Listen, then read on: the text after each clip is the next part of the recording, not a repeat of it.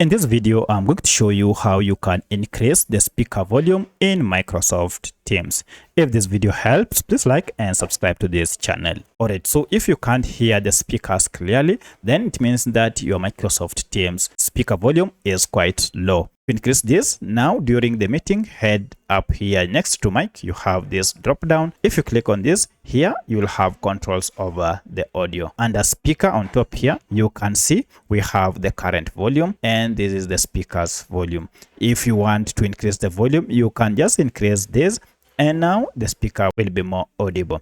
However, if you wish to reduce, you can as well reduce this if the speakers are too loud. So that's how you can increase speakers loud. Alternatively, if you go to more audio settings here, you should find the same option here where you can increase or reduce the speakers volume. So that's how you can change or increase the speaker's audio volume in Microsoft Teams meeting. If you have any other question, kindly let me know in the comment section. Otherwise, thanks for watching and let's meet in the next video.